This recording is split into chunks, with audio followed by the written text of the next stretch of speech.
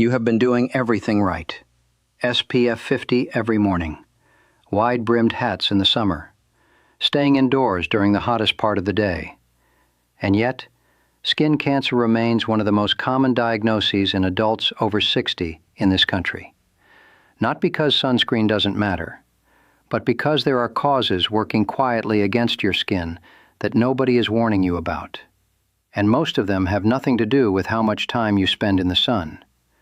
I'm Dr. Alan Miller, and after 18 years in senior health, I've seen what works and what silently harms.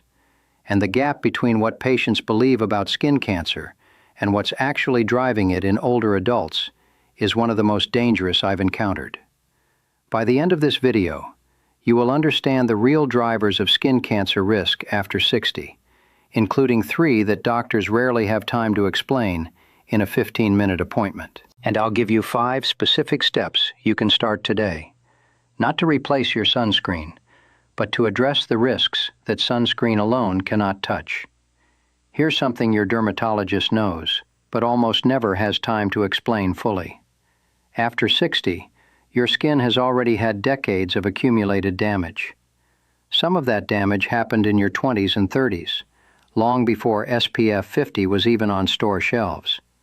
But more importantly, your immune system changes as you age, and your skin's ability to detect and destroy abnormal cells slows down.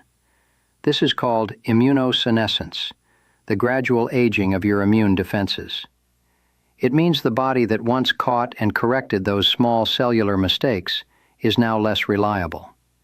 And yet, almost everything you've ever been told about skin cancer prevention focuses on sunlight exposure alone. Sun is a factor. It is not the whole story, not even close. And because the full story hasn't been told to you clearly, millions of older adults are missing risks they could actually control. Let me tell you about Dorothy, 71 years old, retired school teacher. She wore a wide-brimmed hat every time she walked into her garden. She applied sunscreen faithfully.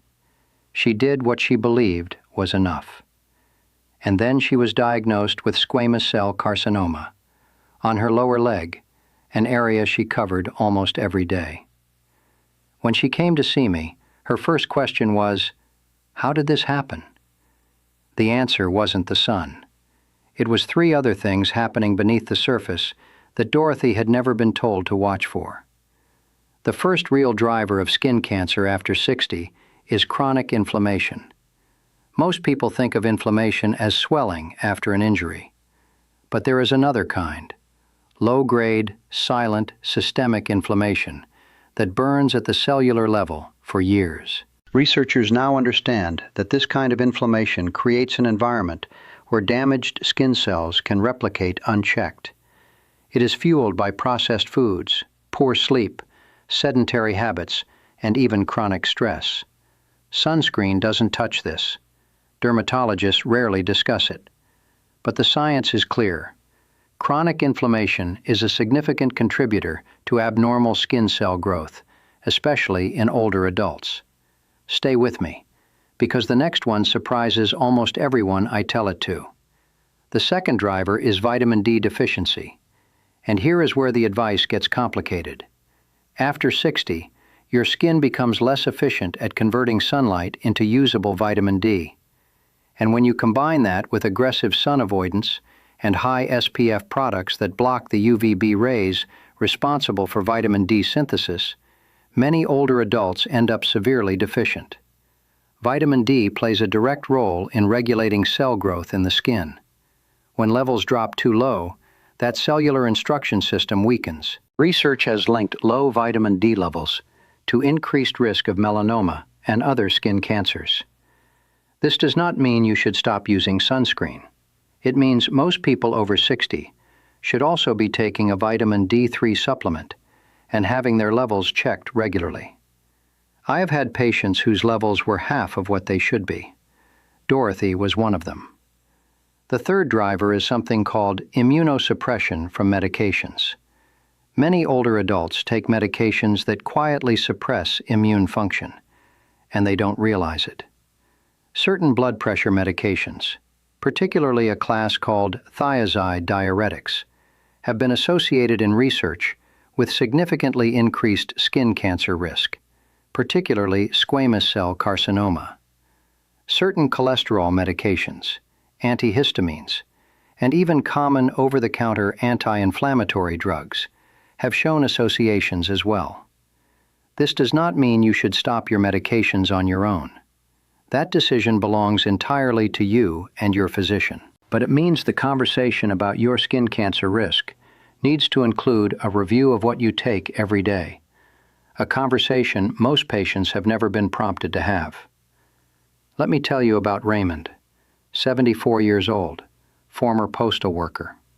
He had been on a thiazide diuretic for his blood pressure for 12 years.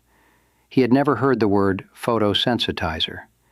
He didn't know that some medications make skin cells more reactive to UV damage, even on a cloudy day, even through a car window. When he finally understood the full picture, he worked with his physician to explore alternatives. Raymond did not stop his medication unilaterally. He had a conversation his previous appointments had never opened. That one conversation changed everything for him. The truth is that skin cancer after 60 is not simply about sun exposure. It never was. Your skin at 65 is a record of everything. Every inflammation that went unaddressed, every year of vitamin D depletion, every medication that quietly changed your cellular environment. You are not helpless in the face of that history, but you do need the complete picture. And now, for the first time perhaps, you have it. Here are 5 steps to start protecting yourself at the level that actually matters. First, get your vitamin D level checked at your next appointment. Ask your doctor for a 25-hydroxy vitamin D blood test. Optimal levels for older adults are generally between 40 and 60 nanograms per milliliter. Second, ask your physician to review your medications for known photosensitizing effects, particularly if you take a thiazide diuretic, and never adjust or stop anything without medical guidance.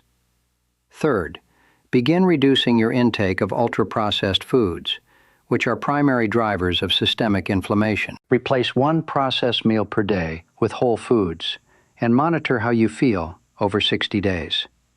Fourth, continue using broad-spectrum SPF 30 or higher, but apply it to the areas you genuinely forget: your lower legs, the back of your hands, your ears, and your neck. Fifth, conduct a monthly self-examination of your skin. Any new spot that is asymmetrical, has irregular borders, or changes in size or color within 4 to 6 weeks warrants a prompt visit to your physician or dermatologist. I want to hear from you in the comments today. Tell me, did your doctor ever mention inflammation or vitamin D as factors in your skin cancer risk? Most of my patients answer no, and that answer matters. Share this video with someone over 60 in your life, because the information in it could genuinely change what they watch for. And in our next video, I'm going to reveal 4 foods linked in research to reduced skin cancer recurrence. Foods that most people already have in their kitchen right now, but have no idea carry that kind of protective potential. You do not want to miss that one.